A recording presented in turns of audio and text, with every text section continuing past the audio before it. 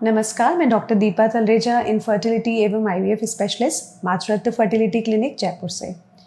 तो आज हम जिस टॉपिक के बारे में बात करना चाहते हैं वो बहुत ही सामान्य सा टॉपिक है, परंतु बहुत ही इम्पॉर्टेंट स्टेप है आईवीएफ की प्रोसेस से जाने से पहले। तो देखिए, जब भी कोई कपल या जब भी कोई मरीज़ आईवीएफ ट्रीटमेंट के लिए जाता है तो उससे पहले क्या क्या प्रिपरेशन करनी पड़ती है, क्या क्या टेस्ट किए जाते हैं, क्या असेसमेंट किया जाता है, इसके बारे में हम बात करेंगे। यानी कि प्री आईवीएफ असेसमेंट या एवैल्यूएशन कैसे किया जाता है। तो देखिए, जब भी हम टेस्ट के बारे में बात करते हैं तो कुछ टेस्ट बहुत इंपॉर्टेंट होते हैं आईवीएफ में जाने से पहले। उसमें सबसे पहला आता है रूटीन ब्लड टेस्ट, यानी कि खून की जांचें। अब ये जो रूटीन टेस्ट कराए जाते हैं इसमें कौन कौन से टेस्ट आते हैं, इसमें आता है complete blood count, blood grouping, blood sugar की जांच जो कि फास्टिंग ब्लड शुगर या कभी कभी HbA1c ये जांच की जाती है। इसके अलावा liver function test, kidney function test, ये रूटीन जांचें की जाती हैं।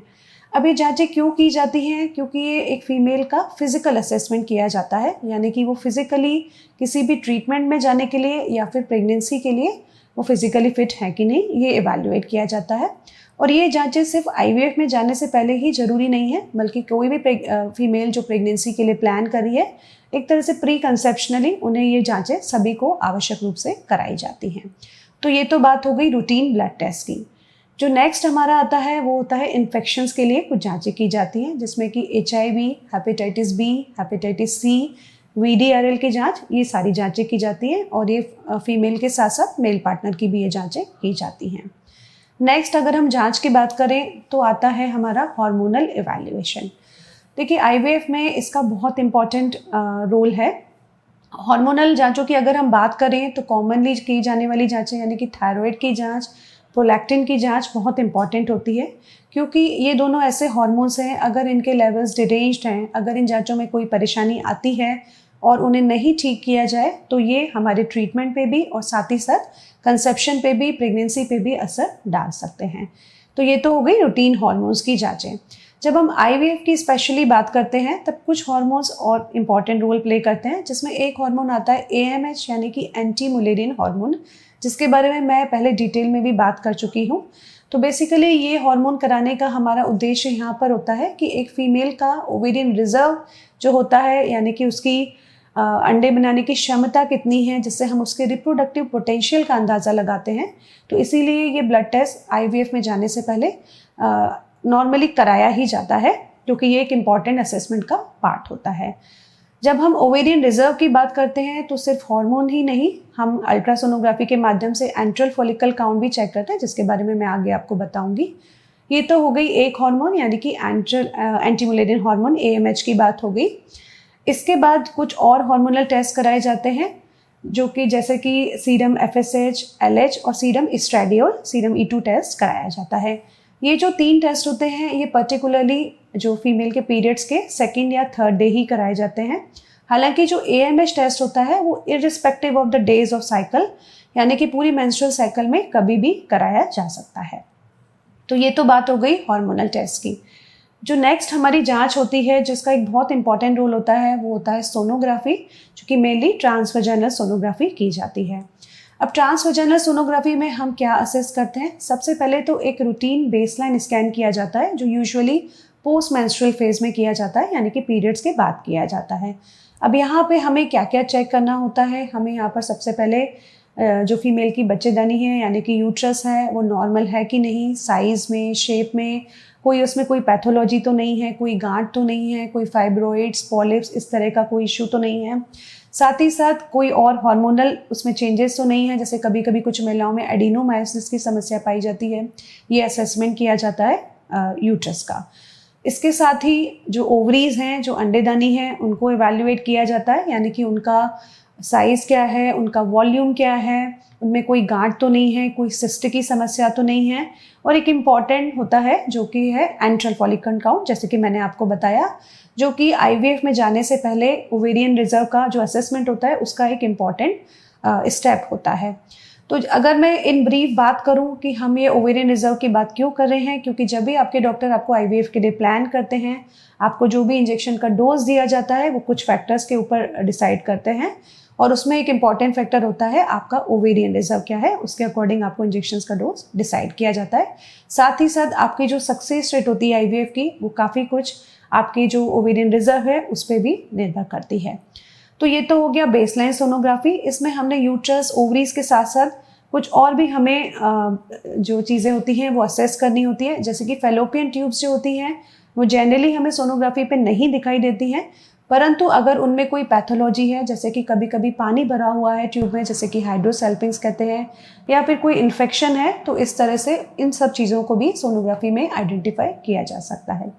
जो ट्रांसवेजाइनल सोनोग्राफी होती है वो 2D सोनोग्राफी भी की जा सकती है, और आजकल हम 3D सोनोग्राफी का भी सहारा लेते हैं, जिससे हमें जो कोई बच्चेदानी में कोई प्रॉब्लम तो नहीं है उसका एक और बेहतर असेसमेंट 3D सोनोग्राफी के द्वारा किया जा सकता है। क्योंकि कभी कभी कुछ महिलाओं में कोई बच्चेदानी में कोई प्रॉब्लम है, यानी कि कोई गांठ तो नहीं है, या फिर कोई कंजेनाइटल एनोमली तो नहीं है, बच्चेदानी के आकार में कोई प्रॉब्लम तो नहीं है, कभी कभी कुछ महिलाओं में कोई पर्दा तो नहीं है जिसे यूट्राइन सेप्टम कहते हैं, या फिर कुछ लोगों में जो बच्चेदानी होती है वो 2 भागों में डिवाइडेड होती है जिसको बाइकॉन्वेट यूट्रस कहते हैं। अगर इस तरह की कोई परेशानी आइडेंटिफाई होती है तो उसे, अगर वो करेक्ट करने लायक है, तो उसे आईवीएफ में जाने से पहले ही करेक्ट भी किया जाता है। तो ये तो बात हो गई हमारी सोनोग्राफी की, ट्रांसवेजाइनल सोनोग्राफी की। जो नेक्स्ट स्टेप हमारा आता है वो इम्पॉर्टेंट स्टेप है हमारा यूटेराइन असेसमेंट का। क्योंकि देखिए आईवीएफ की प्रोसेस हो या फिर नॉर्मल प्रेगनेंसी हो, जो एम्ब्रियो है यानी कि जो भ्रूण है उसको अल्टीमेटली इम्प्लांट होना है बच्चेदानी में। इसीलिए यूट्रस यानी कि बच्चेदानी का असेसमेंट एक प्री आईवीएफ इवैल्यूएशन में बहुत इंपॉर्टेंट पार्ट रखता है। अब एक तो हमने देखा कि हमने बेसलाइन सोनोग्राफी में ही असेस किया कि कोई परेशानी तो नहीं है, कोई पैथोलॉजी तो नहीं है। इसके साथ साथ जो हमारा एक इम्पॉर्टेंट असेसमेंट होता है वो होता है यूट्रस की लेयर का, यानी कि एंडोमेट्रियम का असेसमेंट होता है। ये जो असेसमेंट है ये हम मिड साइकुलर असेसमेंट करते हैं, यानी कि पीरियड के लगभग 15th डे से लेके 18वें-19वें दिन के बीच में हम एक सोनोग्राफी करते हैं। यहाँ पर हमारा उद्देश्य क्या होता है कि जो फीमेल की एंडोमेट्रियम की लेयर है, जो एंडोमेट्रियम है बेसिकली जो यूट्रस की लेयर है, उसकी थिकनेस क्या है, उसका पैटर्न क्या है, उसमें कोई ब्लड सप्लाई में कोई एबनॉर्मलिटी तो नहीं है, उसका ब्लड फ्लो कैसा है, जब कलर डॉपलर के साथ उसको इवैल्यूएट किया जाता है। तो ये जो सारे पैरामीटर्स होते हैं ये बहुत इंपॉर्टेंट होते हैं ये असेस करने के लिए कि आईवीएफ के समय जब हम एम्ब्रियो ट्रांसफ़र करते हैं तब इनमें से कोई भी पैरामीटर डिरेज तो नहीं है, और अगर वो सही करने लायक है तो उन्हें ट्रीटमेंट में जाने से पहले ही करेक्ट किया जा सके। कुछ महिलाओं में कई बार एंडोमेट्रियम की जो लेयर, जो यूट्रस की लेयर होती है एंडोमेट्रियम, उसकी थिकनेस अप्रोप्रिएट नहीं होती है, थिन एंडोमेट्रियम होती है, कभी कभी कुछ फ्लूइड इन कैविटी आ जाता है। तो इस तरह की अगर कोई इश्यूज आते हैं तो उन्हें पहले ही करेक्ट किया जाता है। तो ये तो जब हम यूट्राइन असेसमेंट की बात करते हैं तब हम बात करते हैं मेनली सोनोग्राफी की।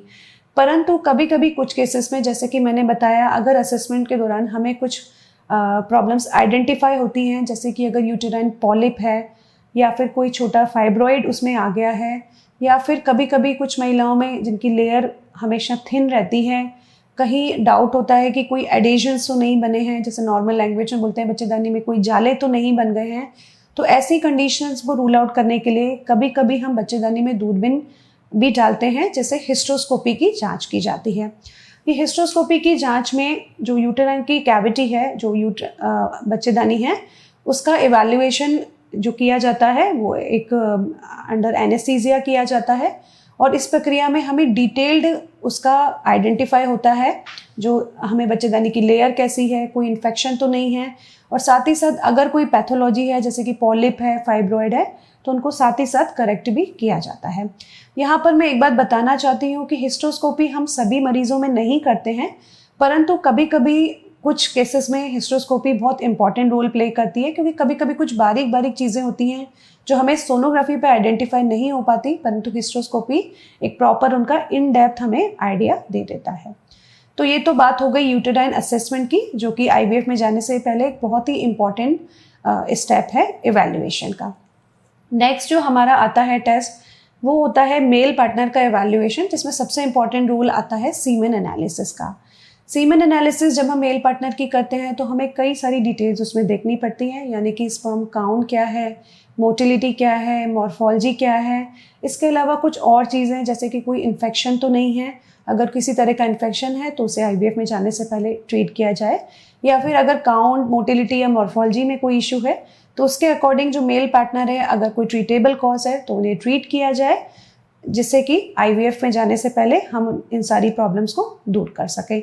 और इसी के आधार पर हम आईवीएफ के लिए पेशेंट को लेने से पहले ये भी डिसाइड कर लेते हैं, एक वन ऑफ द पैरामीटर होता है सीमेन एनालिसिस के आधार पे कि ये मरीज कन्वेंशनल आईवीएफ के लिए जाएंगे या फिर इन्हें आईसीएसआई यानी कि ICSI की प्रोसेस की नीड हो सकती है। तो ये तो बात हो गई सीमेन एनालिसिस की। तो जो मैंने आपको बताया ये रूटीन टेस्ट होते हैं, ये अधिकतर हम सब मरीजों में ये सारा इवैल्यूएशन करते हैं। इसके अलावा कुछ स्पेसिफिक टेस्ट होते हैं जो कि पेशेंट्स के अकॉर्डिंग किए जाते हैं, यानी कि अगर किसी पेशेंट में कोई जेनेटिक डिसऑर्डर की हिस्ट्री है, फैमिली हिस्ट्री है, या फिर सपोज किसी मरीज का प्रीवियस बेबी किसी जेनेटिक डिसऑर्डर से ग्रसित है, तो ऐसी कंडीशन में जेनेटिक टेस्ट किए जाते हैं जिसमें कि मेनली कैरियोटाइप किया जाता है दोनों ही पार्टनर का। ये स्पेसिफिक टेस्ट होते हैं जो पेशेंट्स की कंडीशन के अकॉर्डिंग उन्हें एडवाइस किए जाते हैं। इसी तरह अगर हम सीमेन एनालिसिस के दौरान हमें लगता है कि कुछ पैरामीटर्स जो हैं वो डिरेंज्ड हैं, तो हम कुछ पर्टिकुलर टेस्ट और भी कराते हैं, जिसमें से एक होता है डीएनए फ्रेगमेंटेशन इंडेक्स, जो हमें बताता है कि जो स्पर्म पैरामीटर्स हैं वो कितने हद तक डिरेंज्ड हैं, यानी कि स्पर्म की क्वालिटी कहाँ तक अफेक्टेड है। तो ये तो कुछ स्पेसिफिक टेस्ट हो गए। तो ये जब हम बात करते हैं प्री आईवीएफ इवैल्यूएशन की, तो यहाँ पर ये बहुत ही इंपॉर्टेंट स्टेप होता है। इसीलिए जब भी आप इनफर्टिलिटी डॉक्टर के पास जाते हैं या फिर आप अपने फर्टिलिटी क्लिनिक में विजिट करते हैं, आपके डॉक्टर्स आपको एक सेट ऑफ टेस्ट देते हैं। तो कई बार पेशेंट परेशान हो जाते हैं कि इतने सारे टेस्ट हमें एडवाइस किए गए हैं, परंतु यहाँ पर मैं आपको बताऊँ कि ये सारे टेस्ट बहुत इंपॉर्टेंट होते हैं, न कि आपके फिजिकल वेलबींग के लिए, क्योंकि आपको आईवीएफ में जाने के लिए स्पेशली फीमेल्स में जब एग रिट्रीवल की प्रोसीजर होती है, एनेस्थीसिया दिया जाता है, तो वहाँ पर उनकी फिजिकल फिटनेस इंपॉर्टेंट है। प्लस ये फीमेल आगे प्रेगनेंसी के लिए हमें इन्हें तैयार करना है, इसीलिए ये सारे टेस्ट इंपॉर्टेंट रोल प्ले करते हैं। और जैसा कि मैंने बाकी टेस्ट के बारे में बताया, हार्मोनल टेस्ट हुए, एक सोनोग्राफी हुई, एक यूटेराइन असेसमेंट हुआ, ये सब आपके आईवीएफ की सक्सेस रेट को डिसाइड करने के लिए बहुत इंपॉर्टेंट रोल प्ले करते हैं। तो इस वीडियो के माध्यम से आई होप आपको इन टेस्ट के बारे में डिटेल में जानकारी मिली होगी। अगर कुछ और क्वेरीज हो तो हमें ज़रूर बताइएगा। Thank you.